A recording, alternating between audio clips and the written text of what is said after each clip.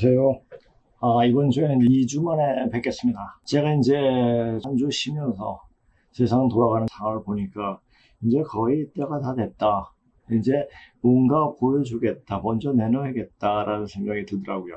이걸 보여줘도 이게 무슨 말인지 모르면 아무 소용이 없죠. 그런데 지금 제가 이때까지 한 6년 넘게 해왔던 강의 내용을 쭉 보면 이 향림자라는 인간이 무엇을 이야기하기 위해서 이런 유튜브 방송을 하게 되었는가. 물론 제가 이제 40대 초반에 반만년 문자에 대한 고급문을 공부하면서 이것을 어딘가에 빨리 알려줘야겠다 하는 생각이 굉장히 많이 들었습니다. 그 당시에는 근무신고에 대한 얘기도 하나도 없었고, 또 인터넷을 찾아보아도 근무신고에 대한 반만년 문자에 대한 자료는 하나도 없었습니다.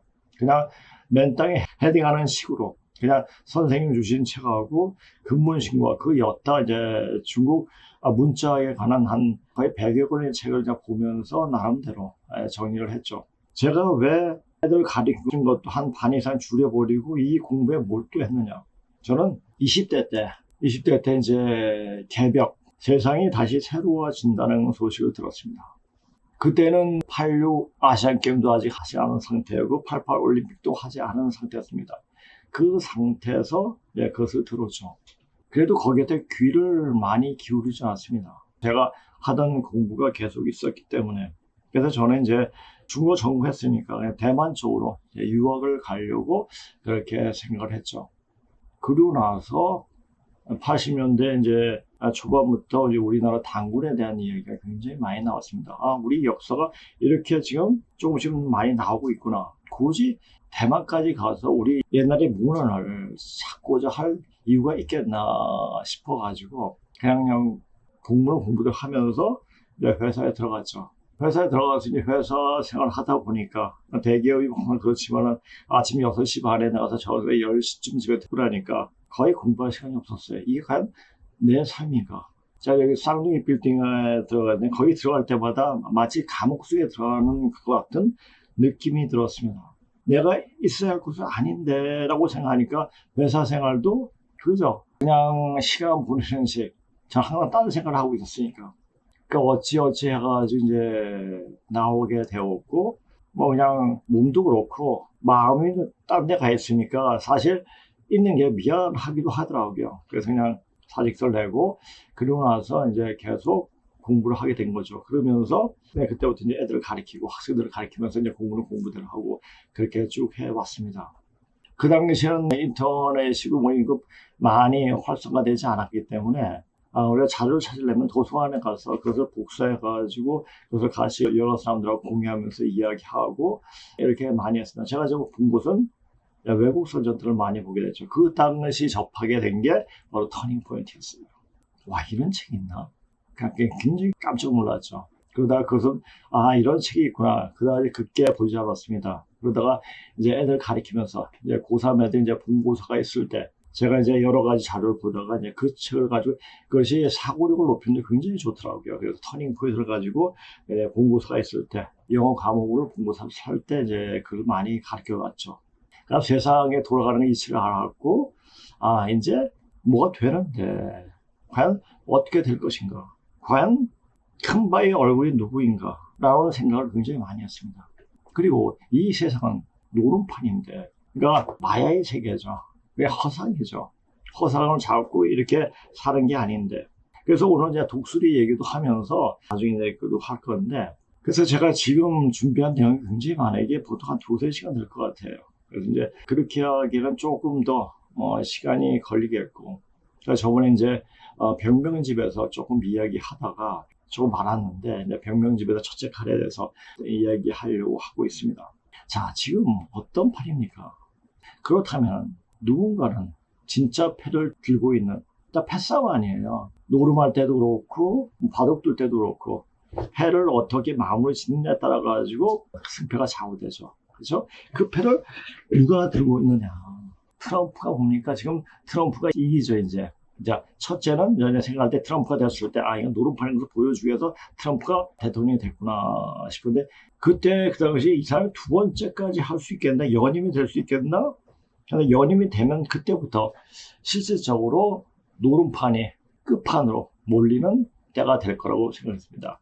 그런데 바이든이 4년 그 기간을 좀 연장시킨 거죠. 어떻게 보면은 이 방송을 사람들에게 많이 좀 알 수 있게끔 시간을 벌어놓은 게 아닌가 싶기도 해요. 사실 고조선 역사를 이렇게 세세하게 정확하게 고조선 문자로 보여준 데는 여기밖에 없어요. 사실 손원효 선생님 외에 물론 낙 선생님도 계시죠.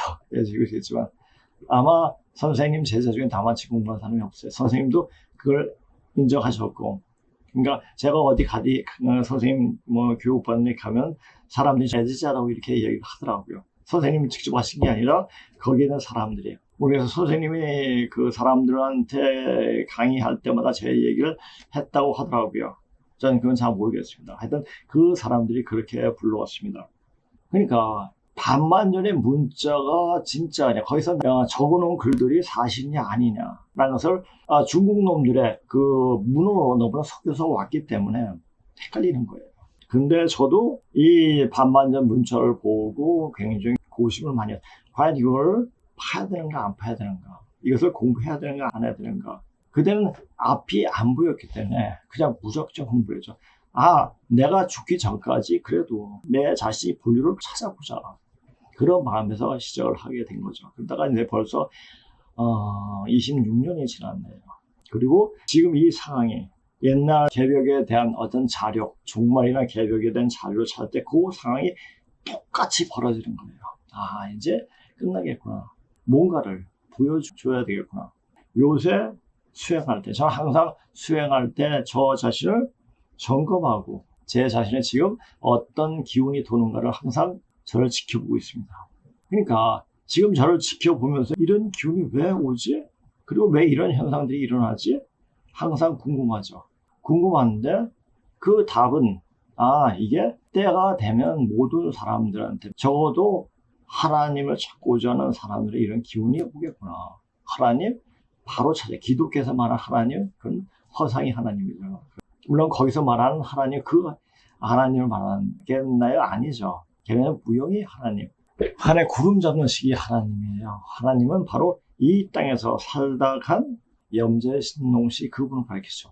염제신농씨가 하나님이라는 사실 모르면 태울주 백날 해봤자 소용이 없어요. 왜 고수부님께서, 고수부님은 누구죠? 대선생의 부인이에요. 그분이 훔치는 신농씨 찾는 도순이라 왜 그렇게 얘기했습니까? 그렇다면 그 말, 이때는 원시 한벌하는 때라, 근본으로 돌아가는 때라. 근본으로 돌아가는 그 역사적 사실을 명확하게 알아야지 그것이 진짜 패가 아닌가 싶어요. 세상 판몰이 할 수 있는. 그래서 오늘 제목도 그렇게 썼어요. 우리 어릴 때 참 재미나게 많이 놀았던 동네 친구들하고 트럼프 놀이도 하고 뭐 미니아터도 하고 여러 가지 많이 하고, 그러니까 뭐 도리지구 땡도 하고 하여튼 재미나게 많이 놀았어요. 그게 이제 노름이라는 건 없이 그냥 꿀밤받기를 하든지 손등 치든지 아니면 뭔 사내기 하든지 뭐 그렇게 재미나게 했던 것 같습니다. 그래서 이 세상에 그러니까 노름하는 것을 그냥 자연스럽게 사람들하고 어울리면서 배웠던 것 같아요. 그러니까 노름판에 쓰는 용어를 조금 많이 알아요. 자연스럽게 접했기 때문에 우리가 이제 여름에는 딱지치기 하고 겨울에는 담아치기 했습니다. 담아치기. 끝진이 삼하고. 자, 구슬치기 하면 좀 어색해. 우리 옛날에 그때도 일본말을 많이 썼던 것 같아요. 담아치고. 우리도 도시락도 하고 벤또 하고 뭐 그렇게 했습니다. 60년 됐으니까. 근데 그렇게 해왔던 그 자체가 이걸 공부하기 위해서 더 명확하게 이해할 수 있게끔 하는 계기가 되지 않았는가 이렇게 생각됩니다. 트럼프가 노름에 이제 이깁니다. 이게서 무슨 일이 털어지겠죠. 이것을 빨리 알려주지 않으면 안 되겠다. 지금 제가 저번 오프라인 강의에서 제가 이런 얘기 했습니다. 이제 병역분석이 딱 빵 터질 때 우리가 어디로 가고 어디에서 모이고 어디로 들어간다까지 얘기했습니다. 어디로 들어간다라는 얘기를 알게 되면 아무도 몰라요. 그러니까 이것은 어떻게 제가 알았냐면, 제가 이걸 공부할 때 저한테 도인이 왔습니다. 와가지고 박 선생이 들어가야지 일이 되니까 그 얘기를 들을 때 내가 뭔데? 굳이? 뭐 이런 생각도 했습니다. 난 거기에서 그다지 좋은 인상이 아닌데, 근데 이제 그분이 그렇게 얘기를 하시더라고요. 그분이 한 말이 이제서 그게 무슨 의미였는가를 알 수 있겠더라고요. 그렇다면 올해 윤달이, 그러니까 6월이 두 번이에요. 6월에 어떤 일이 터질 것 같은데, 어떤 예언책 보면 그 6월에 무엇이 터진다고 이렇게 얘기하는데, 그것은 두고 봐야지 알겠죠. 지나고 봐야지 아는 거예요. 그러니까 미리 어떻게 한다 말을 할 수 없죠. 근데 준비를 항상 하고 있어야죠. 언제 무엇이 터질 때. 제가 왜 이렇게 제가 열심히 공부했던 내용을 그냥 아무런 대가도 없이 풀어줘요. 알고 느끼라는 얘기예요. 우리 역사를 아는 순간에 몸에 생기가 들어요. 그것은 오프라인에 온 사람한테 강의를 하면서 그 사람들 모습이 변해지는 그 모습을 보고 확인할 수 있었고, 또 제 방송을 보신 분이 댓글을 쓰면서 또 몸이 좋아졌다는 그런 말도 많이 들었기 때문에 역시 마지막 패구나 라는 생각이 들더라고요. 그렇다면은 이 강의를 어떻게 어떤 연유에서 됐던 어떤 접촉에 의해서 됐던 하여튼 이 방송을 들으신 분은 하여튼 자기가 살 수 있는 기회를 잡았다는 얘기예요. 기회를 잡았는데 그 기회를 무시해버리면 끝나는 거죠. 그러면 자기가 이것을 듣고 이제 제대로 안다면 이제는 행동해야 할 때입니다. 어떻게 행동해죠? 여기 와서 공부를 해야 돼요. 그런 기운을 받아야 돼요. 네, 그것까지 얘기합니다. 그래서 제가 지금 이제 강의하는 지금 강의하는 팀이 3팀이 되네요. 그래서 또 한 팀을 해가지고 고직 공고를 냈는데 뭐 연락이 없어요. 안 하면 더 좋죠. 그때는 그냥 그렇게 가는 거구나. 저는 이제 한두 사람에 있어서 일은 다 완성할 시킬 수 있으니까 사람이 많은 게 중요한 게 아니에요. 어떤 사람이 어떻게 오느냐. 한 사람에도 기운 돌리는 건 아주 쉬운, 손 지짐과 똑같아요. 그렇게 쉽습니다. 그러나 준비를 해야죠. 때가 되었을 때는 그냥 그렇게 해요. 네, 그렇게 됩니다. 자, 한번 제목 보고 강의 들어갈 수 있도록 하겠습니다. 이제 노름판에서 판3하는 패가 나올 때가 되었고, 지금 중국이 미국한테는 패대기 치고 완전 개판치잖아요. 그렇죠? 어떻게 살아보려고 우리 무서워하는데 지금 중국에서 어떤 일이 벌어져요. 요새 중국에 대한 이야기를 하는 사이트 보면 중국 지금 날씨로 엄청나게 혹독하게 당하고 있고, 올해 첫 태풍인 우딥이 중국을 향해 북상하고 있습니다. 지난 11일 발생한 1호 태풍 우딥은 이번 주말쯤에 중국 본토에 상륙할 예정인데요. 강도는 중 수준으로 처음에는 큰 피해 없이 지나갈 것으로 보였습니다. 하지만 문제는 태풍이 아직 도착하기도 전에 이미 중국 곳곳이 폭풍과 폭우로 초토화되고 있다는 점입니다. 하늘에서 쏟아진 물폭탄의 도시는 침수됐고 강풍의 도로와 건물이 파괴되며 태풍이 도착하기도 전에 이미 재난이 시작된 상황입니다. 더 큰 문제는 이 상태에서 태풍까지 상륙하게 된다면 그야말로 엎친 데 덮친 격이 될 가능성이 크다는 것입니다. 피난을 시도하려 해도 침수와 도로 붕괴로 도망갈 길조차 막혀버린 절망적인 상황. 자연의 힘 앞에 무력하게 무너지고 있는 중국의 상황을 자세히 알아보겠습니다. 중국 동북 야오닝성 다롄과 헤이룽장성 하얼빈에 지난 9일부터 최고 60mm의 비가 내리고 있습니다. 갑작스러운 폭의 강의 수위는 급격하게 높아졌고 도시에 낙후된 배수 시스템은 순식간에 마비되었습니다. 감당하지 못할 정도로 내린 비는 금세 도로 위로 흘러넘치며 도심 전체를 물바다로 만들었고 맨홀에서는 물기둥이 솟구쳐 올랐습니다. 갑자기 차오른 물에 미처 대피하지 못한 차량들이 그대로 수몰되었고 운전자들은 살기 위해 차량을 버리고 필사의 탈출을 감행했습니다. 이들이 차에서 빠져나오고 몇 분 지나지 않아 차 지붕까지 물에 잠기는 아찔한 장면이 곳곳에서 포착되고 있습니다. 심지어 급류에 휩쓸려 떠내려가는 차량도 있었죠. 배달원들은 폭우 속에서도 생계를 위해 오토바이를 몰고 나섰지만 급류에 휩쓸려 넘어지거나 심지어 실종되는 사고까지 발생하고 있습니다. 한 시민은 급류를 뚫고 길을 건너다 넘어져 물살에 떠내려가다 도로 난간을 붙잡고 간신히 빠져나올 수 있었습니다. 도시 곳곳에서 실종자가 속출하고 있으며 가족과 친구를 구해달라는 신고 전화가 빗발치고 있지만 침수로 마비된 도로의 구조대마저 출동이 불가능한 절망적인 상황입니다. 또 어떤 마을은 그냥 그 마을 사람 전체적으로 사라졌던 그런 마을도 막 보이고, 거리에는 사람들은 안 보이고, 바퀴벌레들이 다른 나라로 기어 들어갔는지 아니면 거기서 그냥 땅으로 꺼졌는지 그건 신경 쓸 바 없고 하여튼 사람이 없다는 얘기예요. 지금 요새 이제 제목만 집어넣고 보니까는 찾아서 이렇게 볼 수 있도록 하기 바랍니다. 지금 할 게 굉장히 많아가지고 이제 이것은 이제 굳이 제가 여기까지 이야기할 게 없을 것 같습니다.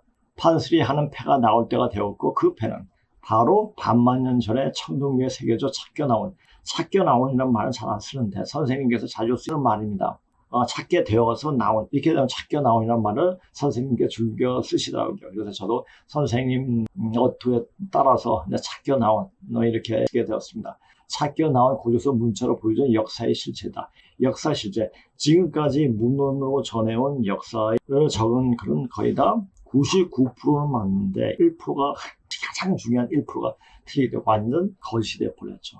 자, 내가 왜 누구를 파인하고 그랬습니까?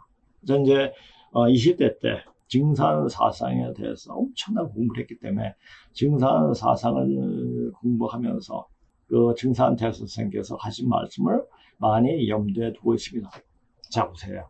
이것도 증산대 선생님 하신 말씀인데, 이것이 현화대세가, 현재 지금 벌어지는 대세가, 이 가짜가 뭡니까? 거짓 가짜죠. 가루판 노름이 있대요. 이게 가루판 노름을 어떻게 하는지 몰라요. 노름을 안 해봤어요. 근데 여기서 진주가 나올 때 이제 가루판에 판수를 다 한다는. 그러니까 이제 이 말은 뭐냐, 진짜 참진짜의 주인주자가 나오겠죠.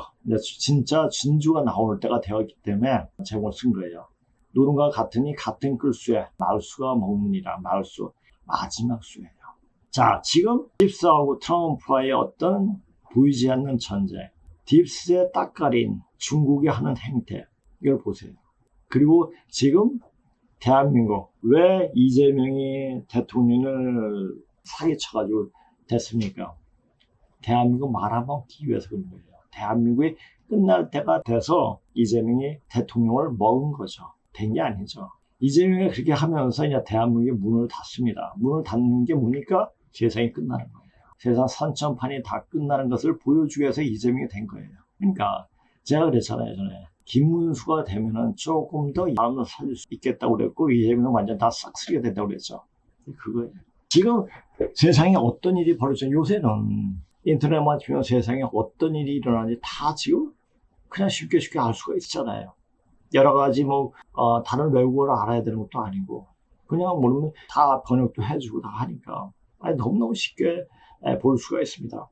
이게 이제 Y튜브에서 지금 태풍이 문제가 아닙니다. 역대급 연쇄 재앙이 아비규환 3m 물폭탄에 중 4단계 비상선언, 기상청 발표에 미쳐간 중국 상황. 이거 한번 보세요. Y튜브에. 이것도 이제 주소가 아마 들어갈 겁니다. 중국은 이미 망조에 들어서 곧 절멸하게 된다. 멸절이죠. 절멸하게 된다. 우린 절멸 쓰잖아요. 끊어져가지고 완전 멸망했다네. 그러니까 얘네들 살려고 자꾸만 발버둥 치는 거예요. 그러니까 중국은 거의 저주받은 땅이에요. 왜? 거기 사는 인간들이 인간 같지 않은 짓을 너무 많이 했기 때문에 저주받을 수밖에 없는 거죠. 또 그리고 지금 중국의 티베트 마을에 저기 완전 실종됐다고. 중국의 전국 50개도 유령 도시가 되어버렸다. 이 사이트도 한번 볼 수 있도록 하기 바랍니다. 그 다음에 이게 이제 올해 미세먼지가 확 줄어든 이유. 다른 데 요맘때, 요 전달에 미세먼지 굉장히 숨쉬기도 답답했는데 요새 그래도 푸른 하늘 좀 볼 수가 있습니다. 그 이유가 뭔가 요거는 같이 한번 들어보면서 이야기할 수 있도록 하겠습니다. 올해 미세먼지가 확 줄어든 이유? 나쁨 기준치를 7배나 넘겼던 2021년처럼 봄만 되면 우리를 괴롭히던 중국발 미세먼지. 올해는 되게 잠잠했는데 지구온난화 덕분임. 라니냐 현상 때문인데 서태평양 해수면 온도가 올라가면서 일본 쪽에 상승기류와 저기압이 생김. 반면에 한반도에는 고기압과 하강기류가 만들어짐. 결국 우리나라에서 공기가 퍼져나가며 서쪽으로 바람이 부는 봉풍이 생기는데 그 덕분에 중국 미세먼지들이 지들 내륙으로 밀려남. 더 웃긴 건 중국 내륙 특성상 미세먼지가 갇히기 쉬워서 지옥의 수치를 기록하는 중이라고. 그래, 니들이 싼 똥은 니들이 치워라. 자, 요 사안 보세요. 요 사안 보면은 지금 중국 완전 처참한 지옥 같은 시간을 보내고 있죠. 왜? 이때까지 해봤던 일이 그렇기 때문에. 자, 지금 우리가 알아야 돼요. 이 기후도 이것도 신이 개입돼가지고 오는 거예요. 신이 개입돼서 오기 때문에 신이 어떻게 마음 먹느냐에 따라가지고 변해요. 중국 짱깨들은 이때까지 하늘에 죄를 너무나 크게 졌기 때문에 이제 더 이상 빌 곳이 없어요. 맹자도 그랬죠. 하늘에 죄를 지면은 빌 곳이 없다고 이런 말도 하죠. 그렇죠? 자, 그 다음에 요건 예전에 나왔던 건데 이거 한번 잠깐 보시기 바랍니다. 먼저 이 날씨가 이렇고 지금 중동에서 전쟁이 발발되고 있고 이것이 어떻게 확산될 것인가. 전쟁이 더 확산돼가지고 전체적으로 전 세계가 폭염에 휩싸이기는 어떻게 인간 다 절멸해요. 절멸시키지 않기 위해서 이제 병을 부리게 되죠. 그 상태 가지고 이거 한번 잠깐 같이 한번 보시기 바랍니다. 국제보건기구 WHO가 보건 비상사태를 선포했습니다. 1년 전 아프리카를 중심으로 전 세계로 퍼진 엠폭스, 원숭이 두창이 재확산 움직임을 보이고 있기 때문인데요. 엠폭스는 수포성 발진 증상으로 시작해서 엠폭스 이게 뭐니까 발진이 아니었습니까? 원숭이 두창이 합하도 천연도 4천쯤 되죠. 자, 천연두가 오면 급살이 온다는 시간이 얼마 남지 않았다는 것을 알면 됩니다. 급성 발열, 두통을 동반하다 심하면 사망에 이르게 합니다. 로스앤젤레스 홍지은 특파원입니다. 엠폭스는 동물과 사람, 사람에서 사람으로 전염됩니다. 주로 직접 접촉으로 감염 확산되는데 처음에는 천연두와 비슷한 증상 등 경미하게 시작해 사망에도 이르는 전염병입니다. 현지 시간 14일 세계보건기구 WHO는 엠폭스에 대해 국제적 공중보건 비상사태를 선언했습니다. It's clear that a coordinated international response is essential to stop these outbreaks and save lives. A public health emergency of international concern is the highest level of alarm under international health law. 자, 여기서 얘들을 말한 국제적 협력이 뭐겠습니까? 치료제를 만들어가지고 백신을 맞게 하겠죠. 그죠? 그 백신이 뭐겠습니까? 더 빨리 죽기 위한 도구이죠. 우리는 굉장히 많이 속아왔습니다. 또 속으면 이번에 백신 맞으면 지금 코로나 백신을 맞아가지고 수기가 말라진 상태에서 수기가 안 올라온 상태에서 이를 백신 맞으면 다 죽어있는데 다 죽이기 위한 하나의 방법인 거죠. 전문가들로 구성된 국제긴급위원회는 최근 아프리카 중심의 엠폭스 확산세가 심상치 않다고 판단했습니다. 질병통제예방센터에 따르면 아프리카 대륙의 16개 국가에서 올해만 엠폭스 의심 사례 17,000여 건, 사망자는 500명을 넘었습니다. 자, 보십시오. 아프리카에서 올해만 500여 명 사망했다고 그러는데 지금 중국의 티바 주에는 2,000명이 갑자기 다 사라져 버렸는데 거기에 대해서는 이런 방구도 없죠. 그러니까 요거는 크게 죽은 것은 별로 뉴스에 나오지도 않고 이렇게 아주 극소한 숫자가 죽어서 이것을 굉장히 띄어요. 어떻게든지 사람들한테 눈속을 해가지고 어떻게든 죽이려고 그렇게 하는 거죠. 이것이 얘네들이 마지막 발악이 사람들이 모두 강제적으로 백신을 맞으려고 할 때 바로 터집니다. 그러니까 끝까지 백신은 거부하기 바랍니다. 지난해 같은 기간 대비 160% 증가한 수치입니다. 중서부 아프리카 풍토병이었던 엠폭스는 2022년 5월 세계 각국으로 확산했습니다. 같은 해 7월 미주와 유럽 등으로 번지자 WHO는 국제보건 비상사태를 선언했습니다. 그런데 이번에는 새로운 변종이 출현하면서 전보다 전파력과 치명률이 더 높은 것으로 전해집니다. 국제사회도 확산 방지에 나섰습니다. This year, I will note the United States has provided more than 17 million beyond our regularly programmed health assistance to support mpox preparedness and response efforts in Central and Eastern Africa. 우리나라에선 올해 10명이 엠폭스에 감염됐는데 질병청은 지난 5월 엠폭스 감염병 위기 경보를 해제한 바 있습니다. 로스앤젤레스에서 JTBC 홍지은입니다. 자, 지금 그런 거 보고 이제 이거 잠깐 보시기 바랍니다. 자, 이거 다른 건 볼 것 없이. We have the Ukraine, Gaza, and in Africa a lot of unrest today. But if we avoid a big war, like U.S.-China would be a complete disaster. Then yes, there will be another pandemic. 자, 이 사람은 과연 이러한 이야기를 어떻게 이러한 확신을 가지고 말할 수 있는 것일까요? 우리가 모르는 뭔가를 알고 있을지 모른다고 짐작해 볼 수 있습니다. 여러분들께서도 느끼셨겠지만 2020년부터 세상은 뭔가 크게 달라졌습니다. 중산층 사람들은 그저 자유롭게 살고 싶지만 권력층들은 더욱더 많은 통제를 하고 싶어 합니다. 이 남성의 이야기를 들어보면 한 가지 추론할 수 있는 것이 있습니다.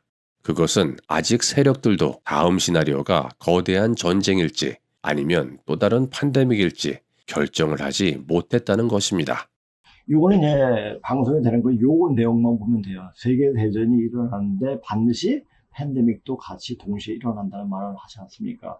자, 3차 대전이 안 일어나면 팬데믹이 나오는데 어떻게 하든 얘들은 인구를 줄이려고 이렇게 하고 있습니다. 이거 너무 잘 봐요. 그러니까 지금 이제 3차 대전을 시작하려고 러시아, 우크라이나하고 전쟁이 일어나서 그것이 이제 3차 대전 확산이 안 되니까 이스라엘하고 이란하고 붙여버렸어요. 지금 붙여가지고 이제 어떤 일이 벌어지겠습니까? 이제 얼마 남지 않았구나 라는 것을 명확히 알면 됩니다. 이것을 보고 나서도 조금 더 있겠지. 설마?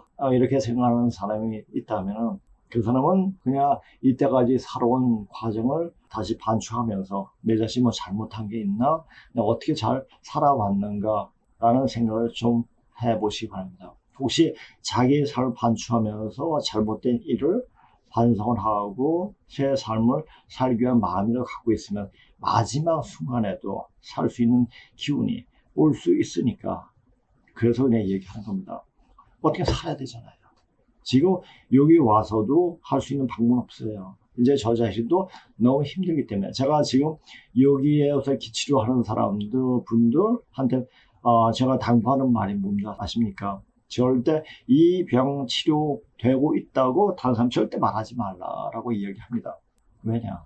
일반 사람들, 이 방송을 듣고 오시는 분은 어느 정도 되겠지만 모르고 그냥 병 치료에 집중해가지고 이렇게 오게 되면 그런 치료가 안 돼요. 정말 힘들게 되고. 그러니까 굳이 이야기하지 말아라. 이런 얘기를 하게 됩니다. 자, 그렇게 지금 이제 사람들이 이제 여기만 와도 몸이 좋아진다고 이렇게 얘기를 해요. 전에도 강의할 때도 여기 가서 이제 강의하면 사람이 진짜 빵빵한 대고 쌩글쌩글해지고 막 그런 현상들이 벌어지더라고요. 왜 그런 것이 일어나는가? 이건 보면 알면 돼요. 제가 뭘 공부합니까? 염제신농시 그분에 대한 역사적 사실들을 공부하는 거예요. 그 염제신농시 그분이 뭘 했습니까? 모든 많은 사람들을 구하기 위해서 약을 개발했잖아요. 약을 찾아내고 경농의 시작하고 한약의 뿌리라고 이렇게 또 이야기하지 않습니까? 왜 약을 씁니까? 사람들한테 편하게 살기 위해서 평생 그렇게 한 거 아닙니까? 그러니까 그 공부를 하면 그런 기운을 주는 게 아닌가? 이렇게 생각이 또 됩니다. 자, 아까도 있잖아요. 팬데믹, 원숭이 두창, 뭐 이렇게 얘기하자면 지금 제가 얘기하는 것은 제가 그냥 누구한테 뭘 들어가지고 얘기하는 게 아니라 저는 철저하게 증산 대선생께서 하신 말씀에 기반으로 해서 이야기하는 거예요. 그렇다면 내가 왜 그렇게 하는가? 다른 것도 모르기 위해 아니에요. 전 젊었을 때부터 종교학에 굉장히 몰두해서 공부를 했어요. 근데 여기에 답이 있다고 생각하는 거죠. 근데 그 답을 과연 증산 대선생을 상징으로 여기고 모시는 어떤 단체에서 말하는 세상을 살리는 기운이 나올 것인가에 대해서 의심을 하게 되고 그럴까 하는 하나가 이 반만 년 전의 역사적 사실 문자를 만나면서 이거다 라고 생각하고 달려든 것이 아니라 내가 내일 죽더라도 적어도 우리 근본 역사, 뿌리 역사를 찾는 과정 속에서 난 죽어도 좋다 이런 생각으로 이 공부에 들어간 겁니다. 자, 시도 손님인데 시도가 뭐죠? 천연두예요. 원숭이 두창이하고 원숭이 두창 사촌이 천연두인데 그리고 저는 얘기처럼 백신 안에 천연두 균이 다 들어가 있어요. 그러니까 한마디로 말해서 백신 맞은 90 몇 프로의 사람들은 전부 다 천연두 균 오균자라는 얘기죠. 그러니까 시화 때가 되면 빵 터져요. 마치 쩝좀8 카드에 그 호박 있잖아요. 그것이 뻥 터지는 거죠. 터지면 그때 죽는 거예요. 그게 시두가 얼굴에 팍 나고 하면서 다 죽어버리는 거죠. 자, 그때 천자국이라 의 신명이 들어오느니라. 내 세상이 되기 전에 손님이 먼저 오느니라. 그 손님이 뭡니까? 바로 천연두예요.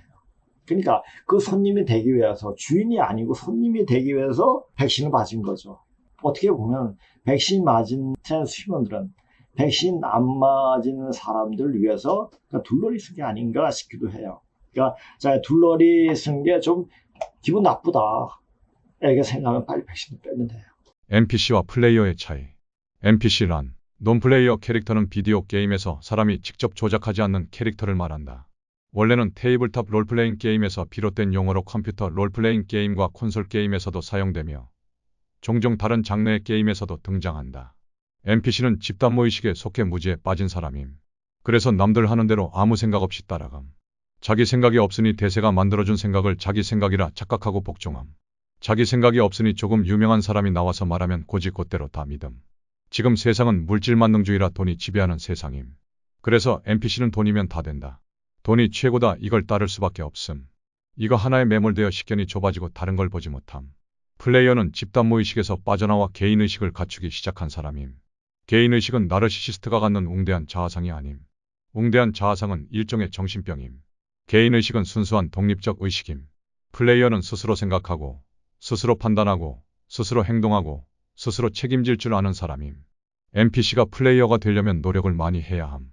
자아성찰은 기본이고 세상을 경험하고 받아들이는 과정이 중요함. 받아들이는 과정에서 회피하거나 외면하면 그만큼 개인의식을 갖추는데 시간이 오래 걸림. 본인이 플레이어라고 주장하는데 양심이 없다? 그건 NPC임. 생각해보면 나도 30대 초까지는 NPC였음. 깨어나기까지 오래 걸림. 10대, 20대 애들은 자기가 플레이어라고 착각하는 애들 많음. 자기 자신을 제대로 모르니 망념에 빠진 착각임. 처음부터 플레이어인 사람은 없음. 무조건 NPC부터 시작해서 과정을 겪어야 함.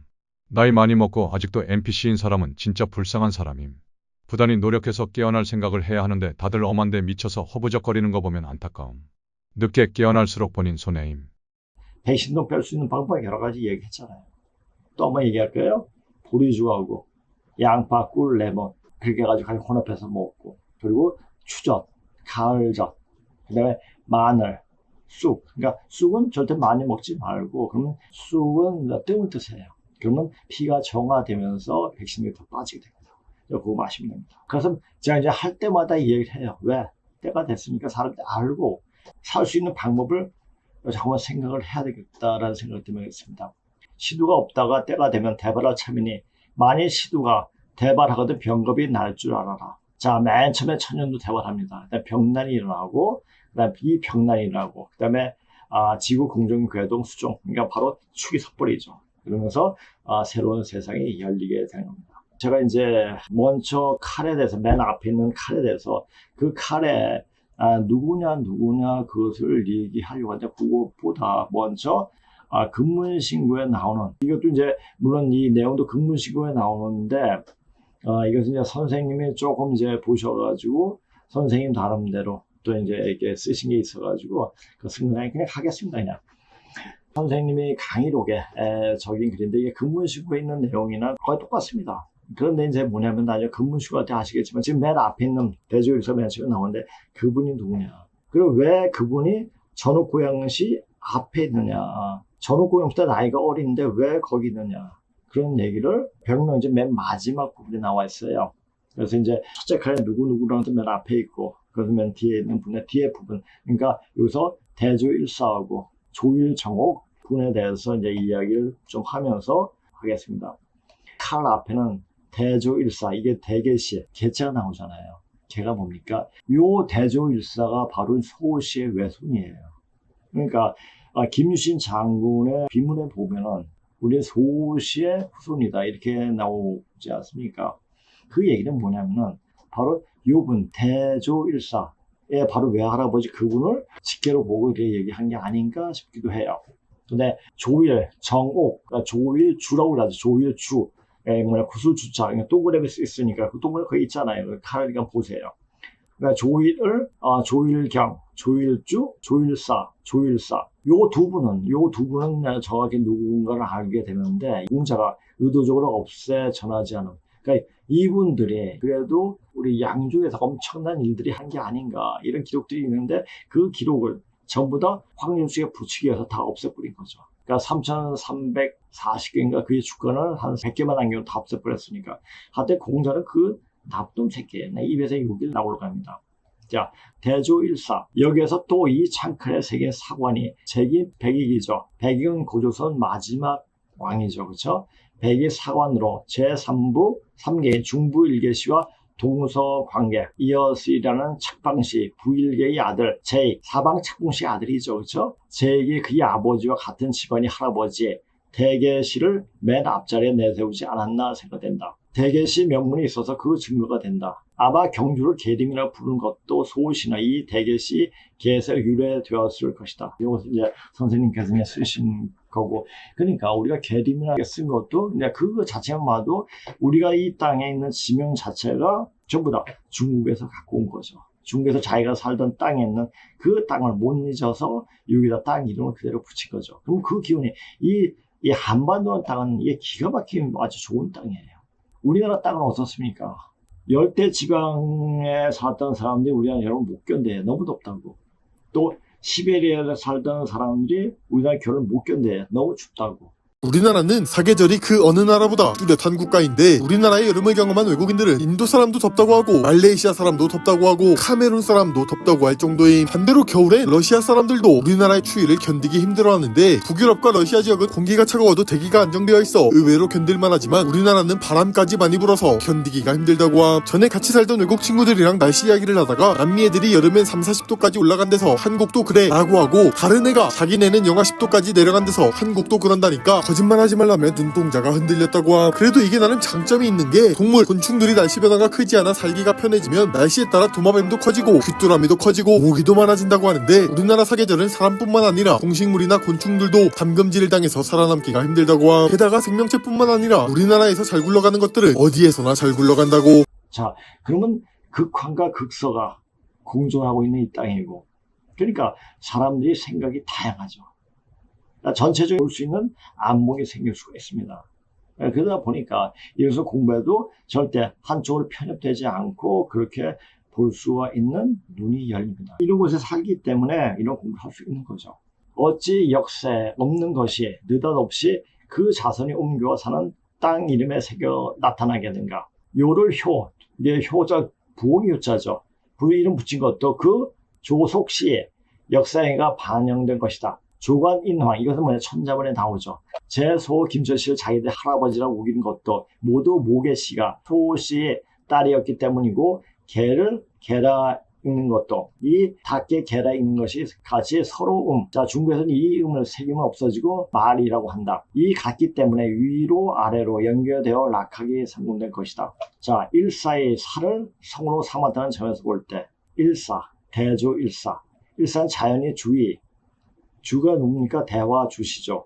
자일급 처속 소생의 아들, 즉 상이, 뭐 역사에서는 창이라고 이렇게 꾸몄죠. 여자를 남자로 잘못 생각한 것이 이 질의 아들이다. 조커의 아들이라는 얘기죠. 그러니까 고모와 조커가 같이 결혼했으니까. 다시 말해, 그는 제 소위 무일급 처속 소생의 딸이 주와 혼인하여 낳은 아들이다. 주 왕실에서 고를 따라 고모를 따라 추구한 인척과 같은 것임. 살을 성으로 삼았다는 것은 자일급 여성이 소생이라는 표지일 뿐만 아니라 여기서는 동시에 모친이 부족의 시칭을 자기 성씨로 삼았다는 사실도 나타낸다. 북의 입장에서 보면 대조 일사와 주씨, 제전은 모두 형제이나, 목의 입장에서 보면 제전은 헌원 황제의 딸이 아들이 되어 황제의 외손인 반면 대조 일사는 제소의 딸이 아들로 소위 외손이 된다. 따라서 제전원과 대조 일사는 또 외삼촌과 주외조카의 관계가 된다. 이렇게 되죠. 자, 이렇게 얘기하면 이게 무슨 말인지 몰라요. 그러니까 표를 한번 보세요. 자, 소씨의 무일급 처속 딸이 대화주씨의 자일급이 되는 거예요. 이 아들이 대조일사죠. 한마디로 말해가지고 대조일사도 대화주씨의 아들이라는 거예요.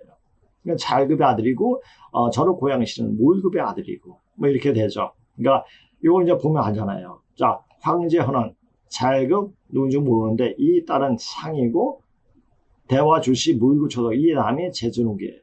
그러니까 요것은 자일급의 아들이고 대화주씨의 자일급 아들은 대조일사고, 그 다음에 무일급 초속 아들은 제전욱이 되죠. 자, 요 자체를 명확히 아시면 됩니다. 자, 조일주는 고조선 해석에서 가장 중요한 위치에는, 자, 조일주가 이거죠. 이거 동그라미. 동그라미는 옥황상제, 그러니까 동양 전설, 그러니까 중국 전설이죠. 전설상에서는 옥황상제라고 이야기를 하고 있습니다. 그래서 난생설, 알을 가르고 태어났다, 이런 설화가 있는 나라는 전부 다 전후 고양시하고 연관이 있습니다. 연관이 있다는 건 뭐예요? 다 양족이라는 얘기예요. 신농씨 손자, 사종, 사자가 뭐냐, 이을사자예요. 종설이 있다라는 얘기죠. 제정옥, 락성이 주라고 읽었던 반면에 사기에서는 오로지 전 멍할 웅이라고 읽었어. 오로지 멍청한 놈이라는 얘기죠. 고양시다. 이 상가 백명에서 사종선인 둘째 자리에 새겨진 것은 셋째 집안과 넷째 집안이 왕시 주인이었으므로 대조일사씨는 시인 대계씨가 형이라고 칭한 주씨, 전후 고양시가 조행렬 8형제 중 첫 번째 큰 형님이어서 고조선 세 번째 천자이었다. 중국의 신라 고려의 난생설이 근본도 이 동그라미 자로 한 글자에서 나온 말들이다. 조의를, 부행렬 맨 첫 자리에 조의를, 형행렬이 첫째 자리에 있는 대형 1이 동일손인데 공자가 없앤 3,300여 편이 이미 확인할 수 없기에 누구인지 자세히 설명이 불가능하다. 조일경도 문헌상에서 누구를 나타내는지 알 수 없어 앞으로 밝혀야 할 인물이다. 조일주는 앞이 두 번째로 새겨져 있는 당울 삼가 병명 똑같다. 요 정도만 이제 선생님이 쓰신 거예요. 선생님이 병명을 보면서 이걸 이제 쓰셨는데, 자, 이걸 보면은 그냥 우리가 접하기에는 그런 게 있구나 이렇게 되는지 모르는데 근무신고는 정확하게 알 수가 있게 돼요. 그러니까 저번에도 이제 근무신고를 강의할 때 그냥 원문까지 넣으면서 이렇게 했는데 그래서 원문을 해서 이렇게 한다는 보여주기 위해서 그런 게 아니라 그냥 제가 이때까지 그 글자만 따와가지고 그 근문 글자는 뭐냐, 컴퓨터 자판에 나오지 않으니까 그러니까 따가지고 붙이는 것보다 전체적인 내용을 이렇게 보면서 이게 이 글자였구나 라는 것을 확인할 수 있도록 그게 원문까지 넣게 됐습니다. 편집하는 우리 서사범이 그거 이제 차례차례 이렇게 줄 치면서 이렇게 정말 아주 고맙더라고요. 이건 이제 병명지 맨 마지막에 있는 마지막 그 장에 있는 글이 물론 나중에 파장이 또 나오겠지만은 내가 왜 이렇게 했냐, 맨 첫째 칼에 대해서 그 설명이 나왔기 때문에 어제 이것도 하고 이제 앞으로 또 들어갈 겁니다.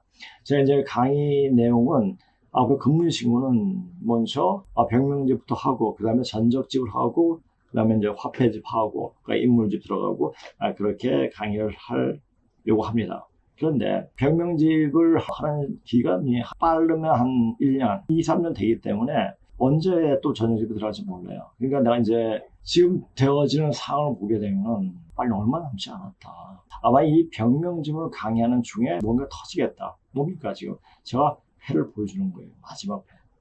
마지막 가장 중요한 게 칼 쇠자루에 있는 그분들을 아는 것이 가장 중요하거든요. 그래서 제가 책에 어느 순서에 관계없이 병명집부터 들어가는 겁니다. 자, 제1과 병명 중에 조일주는 말할 나위 없이 바로 주시 제전옥이 존칭이 됨을 알 수가 있다. 화폐지 중에서 이미 언급한 주 고향 정명, 몸으로 쓰이며, 세자 근문에 주 고향, 주 고향에 이게 동그라미 있고 이게 구자 있고 양자 있고 바로 그 참고가 될 만한 증거가 되는데, 자, 좌증이란 말이 참 많이 나와요. 이게 참고가 될 만한 증거가 있는데 여기서는 더 이상 많은 말을 하지 않겠다. 그러니까 요 증거를 될 만한 이야기는 또 거의 됩니다. 나중에 이걸 보고 나서 그러니까 제가 근문식을 쉽게 공부한 것이 어떻게 쉽게 공부하게 되냐면 먼저 저는 순편부터 번역을 먼저 했어요. 그러니까 너는 중국어 실력 되니 먼저 순편부터 해라 해가지고 순편부터 하게 된 거죠. 만약 순편부터 하지 않고 앞에서부터 별거 아니네 이렇게 보다가 순편을 하면 조금 더 힘이 지쳐가지고 못했을지도 모르는데 순편을 먼저 했기 때문에 앞에 보면 더 쉽게 볼 수가 있었죠. 그래서 공부하는 방법이 어떻게 보느냐에 따라 가지고 엄청난 차이가 나구나 이런 걸 알게 됐죠. 물론 이제 제가 애들 가르칠 때도 저는 이제 고1이건 고2건 고3이건 간에 먼저 고3 문제부터 들어갔어요. 그러니까 그걸 모르면 거기에 대해서 다 설명을 하면서 금방 끌어올려줘요. 그러니까 그 방법을 알기 때문에 제가 이렇게 하는 겁니다. 바로 그 참고가 될 증거가 되는데 여기서는 더 이상 많은 말을 하지 않겠다.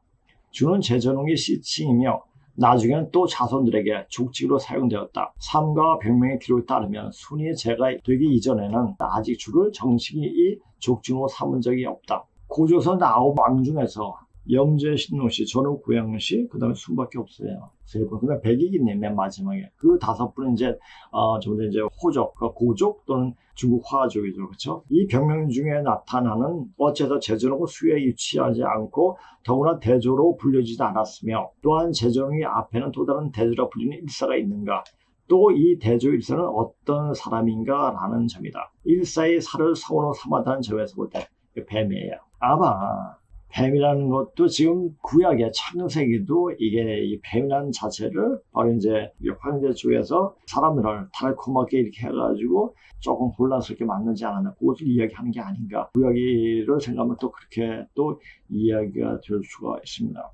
이게 바로 이제 딥세 그 상징성을 나타내죠. 뱀이 성으로 삼았다는 점에서 볼 때 대조 일사는 자연히 주의, 자일급, 처석, 소생의 아들, 즉 상이. 역사는 사에서는 창이는 남자를 여자를 하면서 최대의 아들이다. 다시 말해 제소의 무일급 처석, 소생의 딸이 주어 혼인을 낳은 아들이다. 주 왕시에서 고를 따라 공호죠. 주가 인처가 같은 것이. 자, 이것도 아까 방금 한 건데 쭉 설명하다 보면 이게 여기까지 했나? 뭐 이렇게 다시 또 이제 앞으로 들어가는데 다시 한번 들어보십시오. 사가 성이 되었다는 것은 잘급 여성이 소생이란 표지란 말 이거 잘 아세요. 이게 명시하고 확실하게 나타낸다. 상징이란 얘기죠. 일뿐만 아니라 여기서는 동시에 모친이 부족의 시칭을 자기 성씨로 삼았다는 사실도 나타낸다. 북의 입장에서 보면 대조 일사와 주씨 제전은 모두 형제이나 목의 입장에서 보면 제전은 황제 헌원이 딸이 아들이 되어 황제 외손이 반면 대조 일사는 제소의 딸이 아들로 소의 외손이 된다.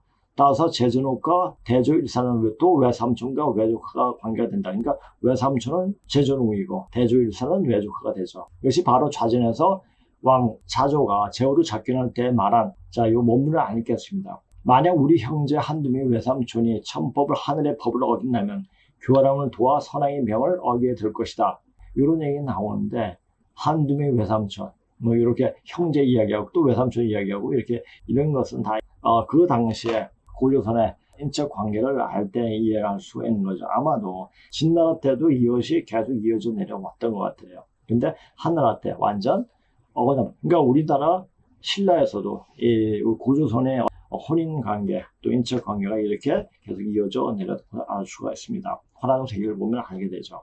교활함은 도와 선왕의 명을 어기게 될 것이다. 이라 함으로써 형제와 생부, 그러니까 조카와 외삼촌을 나란히 칭한 원인이다. 아까 이건 또 그 내용이죠. 그래서 다시 한번 더 명확하게 또 쓰기 위해서 소시 무일급처스 딸이 대화주시 부인이고 그렇죠? 이 아들이 대조 일사고 이 아들이 바로 곤이에요. 그것이 무일급처스 추자씨가 바로 이제 딸이 간적이고 간적은 또 제국의 부인이 되죠. 그 다음에 곤이 잘급처는 사모무, 무일급처스의 하우죠. 그렇죠?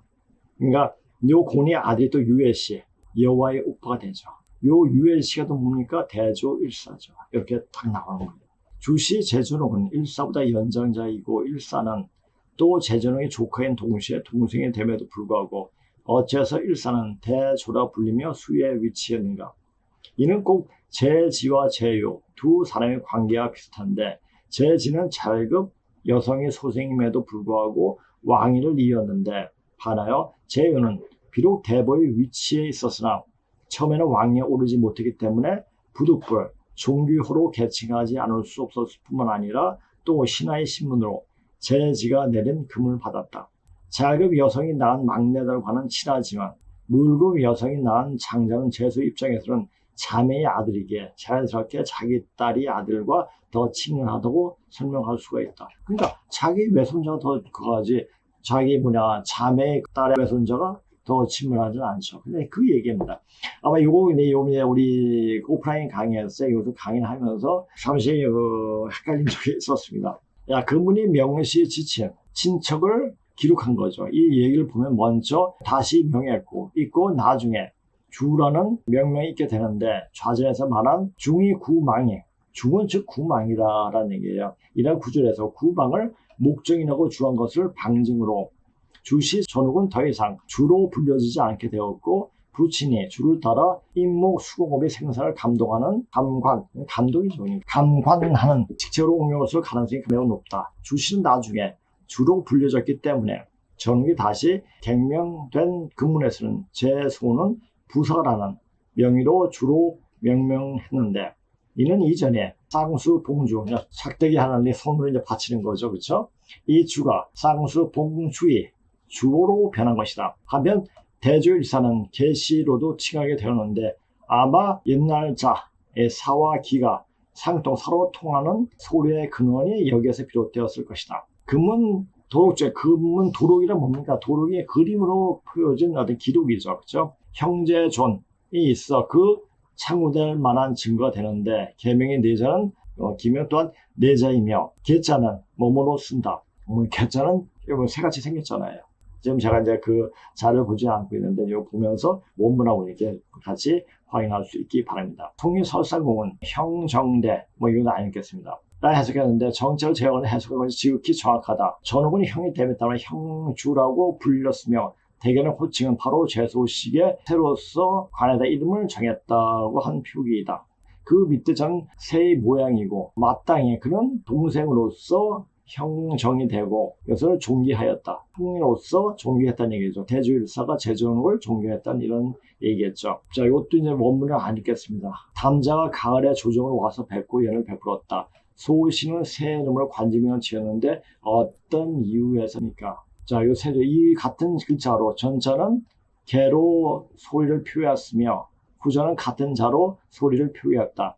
이로부터 옛날 해, 개, 개는 모두 같은 자로 모두 동성자 있음을 알 수가 있다. 그리고 예서 개자는 바로 개와 조의 합체가 되는데 이로부터 변희시의 해체를 표성지족의 속으로 삼은 것은 확실히 그 근거가 있었음을 알 수가 있다. 더욱이 이는 아득히 먼 기원전 2500년 전에 제소 시기에 동방의 목축으로 유명한 양육은 이미 야금을 가금으로 길들여 닭이나 고기를 사용했음을 설명한다. 기원전 2500년 전. 그러면 지금부터 한 몇 년 전, 한 4500년 전. 훨씬 넘겠죠. 그렇죠? 잠시 이제 기원전 2500년, 2500년 아닌데, 앞에 이제 기원전이라는 말이 있네요. 준명상에서 대개로 지칭한 사람은 당연히 대주일사이다. 이 얘기는 아마 제기인 것 같은데 이는 제존은 시족 불학의 총순회격에 해당되나 계시는 여전히 주씨 가족이 세습 추장이었음을 설명한다. 제소가 계시를 책명한 이유, 책명이 뭡니까? 자, 예전에 왕이 신하에게 내리는 명령을 적어 놓은 글을 이르는 말을 바로 이제 책명이라고 그러죠. 이것도 써놨네요, 지금. 책명의 뜻은 제가 알고 있지만은 그것을 일반 사람들이 알기를 잘 못하지 않습니까? 그래가지고, 내가 이제 예전에는 그냥 한자 그대로 다 써가지고 그냥 저만 알아봤으면 되니까 이렇게 되는데, 강의를 하다 보니까 다시 한번 보면서, 전부 다 이제 더 쉽게 알 수 있게끔 표현해야 되지 않겠는가, 이런 생각이 듭니다. 제소가 계시를 책명한 이유의 책명이 뭐죠? 예전에 왕이 신하에게 내린 명령을 적어 놓은 것도 이르던 말.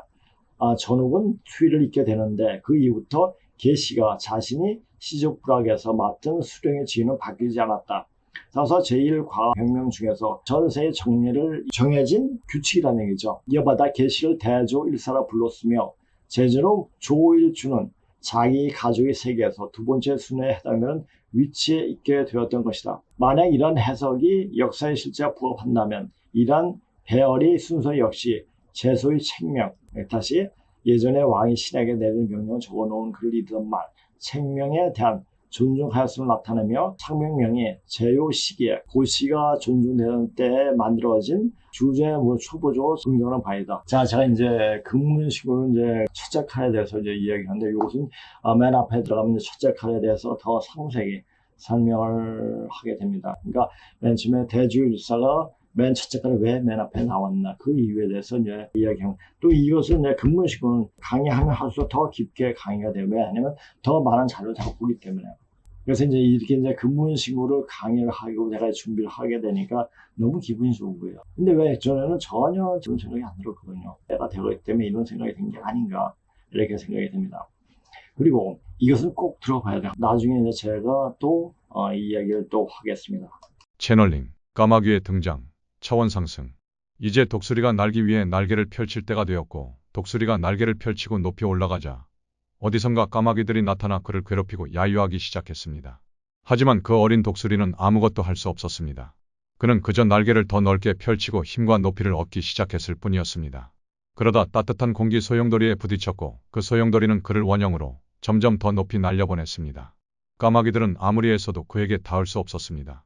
이제 그가 도달한 믿을 수 없을 만큼 높은 곳에서 그는 모든 것을 멋지게 볼 수 있었고 실제로 얼마나 멀리 가고 싶은지 어디로 가고 싶은지 스스로 선택할 수 있었습니다. 그날 본 것은 제 안에 깊이 남았고 마치 인도하는 빛과 같았습니다. 진정한 상승이란 바로 이런 것이기 때문입니다. 낡은 3차원에서 벗어나려고 발버둥치거나 야유와 시비에 휘말리는 것이 아닙니다. 오히려 뜨거운 공기 주머니를 찾아 그 공기 주머니가 원형, 나선형으로 회전하며 당신을 점점 더 높이 들어 올리도록 내버려 두는 것입니다.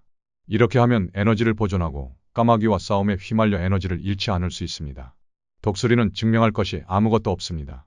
그는 자신을 속속들이 알고 있습니다. 자신의 내면의 강점과 약점을 알고 있습니다. 그는 침묵합니다. 그의 내면은 평정을 유지하고 있습니다. 그리고 그 공간에 머무르기만 하면 따뜻한 공기 주머니가 딱 알맞은 때에 나타나 그를 그 어느 때보다 더 높이 들어 올려줄 것임을 알고 있습니다. 독수리는 까마귀에 대응하지 않는다. 위로 날아오르는 삶의 지혜. 세상에서 가장 강력한 새 중 하나인 독수리는 하늘의 제왕이라 불릴 만큼 위엄과 힘을 가진 존재입니다. 반면 까마귀는 훨씬 작고 무리지어 다니며 다른 새들을 괴롭히는 습성이 있는 새로 알려져 있습니다. 그런데 자연 다큐멘터리나 야생 생태 사진에서 가끔 놀라운 장면을 보게 됩니다. 바로 까마귀가 독수리를 공격하는 장면입니다. 작은 몸으로 독수리의 등 위에 올라타거나 뒤에서 부리로 쪼면서 괴롭히는 까마귀. 그런데 이 상황에서 독수리는 절대 반격하거나 싸우지 않습니다. 그저 날아오릅니다.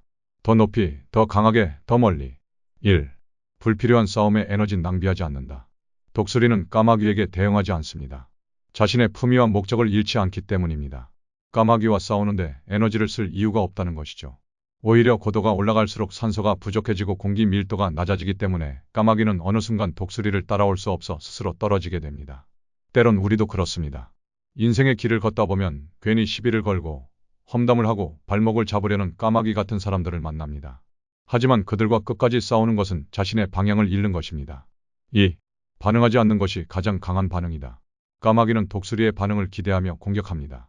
하지만 독수리는 무시합니다. 높은 존재는 낮은 도발에 반응하지 않습니다. 이는 감정적으로, 정신적으로, 영적으로 성숙한 사람의 태도와도 같습니다. 어떤 말에도 상처받지 않고 험한 비난에도 동요하지 않는 사람은 결국 자기 자신을 통제할 줄 아는 사람입니다. 그런 사람은 결국 더 멀리, 더 높이 나아갑니다. 우리도 삶에서 때론 침묵이, 무시가, 고요한 상승이 가장 깊은 대응이 될 수 있습니다. 3. 더 높이 오르면 시야가 바뀐다. 독수리는 자신을 공격하는 까마귀를 처벌하려 들지 않고 단지 더 높이 날아오릅니다. 그렇게 할 때 독수리는 까마귀뿐 아니라 그 아래 세상의 모든 소란에서 벗어납니다. 우리 삶에도 적용해 볼 수 있습니다. 깊이 생각하지 않고 말하는 사람들, 자신의 기준을 강요하는 사람들, 잘못된 평가로 우리를 공격하는 사람들이 있을 수 있습니다. 하지만 그들과 같은 시선에 머물러 있으면 우리도 결국 같은 수준에 머물게 됩니다. 시선을 들어라. 목표를 올려라. 시야를 바꿔라. 그럴 때 더 이상 그런 잡음이 들리지 않을 정도의 위치에 도달할 수 있습니다. 맺으며 독수리처럼 살아가기. 혹시 오늘 당신의 삶에 까마귀처럼 달라붙어 자꾸 마음을 흔드는 존재가 있나요? 그들이 말하는 험담, 비난, 조롱이 당신의 비행을 방해하고 있나요? 기억하십시오. 독수리는 싸우지 않고 상승합니다. 반응하지 않는 것이 반응입니다. 더 높은 목표를 향할 때 소음은 멀어집니다. 당신은 독수리입니다. 고개를 들고 날개를 펴십시오.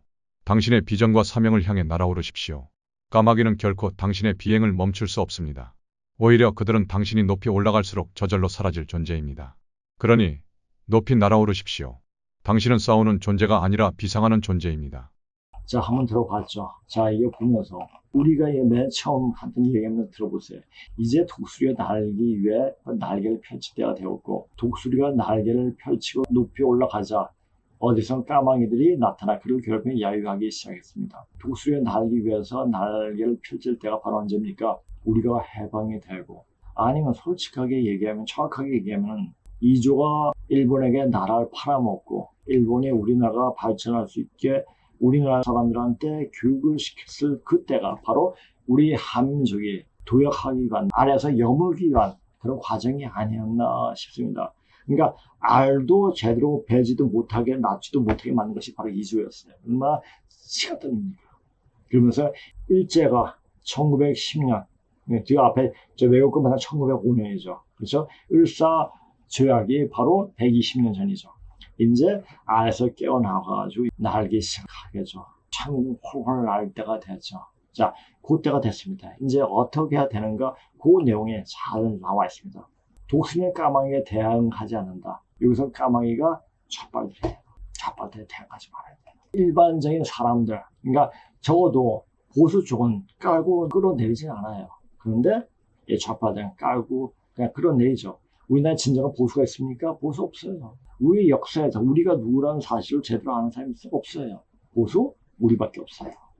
여기 디펜스 방송을 보시는 분, 향림자의 중국 보객이 천개 지벽을 보는 사람이 바로 독수리인 거예요. 이제 나릅니다. 자, 불필요한 싸움에 에너지는 낭비하지 않는다. 우리가 이런 거 공부하면서 지금 세상이 어떻게 되나, 세상이 난잡하고 우리 왜 이렇게 되지? 이렇게 염려할 필요 없어. 아, 이제 시간표대로 그렇게 되어지고 있구나. 이제 완벽하게 망할 수 있는 지경이 되면 우리가 드러나는 거다. 드러나는데 어떻게 드러나냐? 이제 창고를 나릅니다. 그래서 사람들한테 전부 다 준비하라고 이제 이야기하고 있습니다.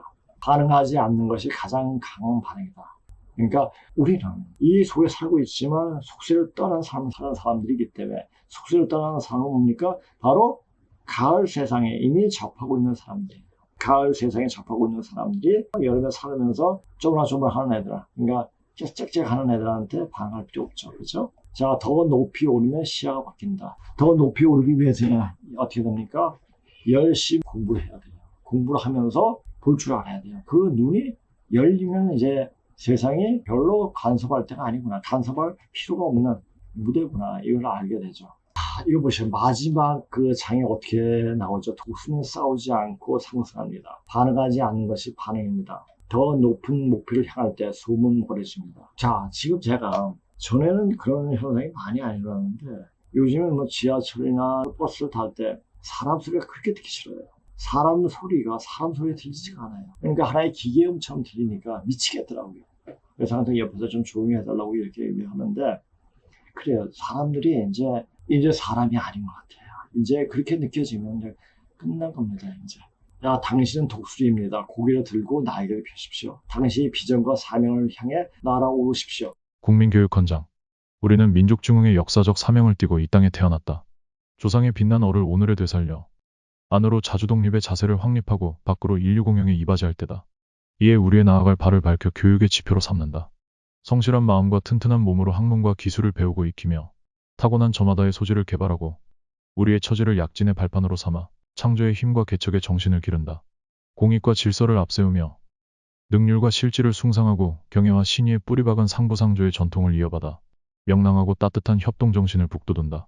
우리의 창의와 협력을 바탕으로 나라가 발전하며 나라의 융성이 나의 발전임을 깨달아 자유와 권리에 따르는 책임과 의무를 다하여 스스로 국가건설에 참여하고 봉사하는 국민정신을 드높인다.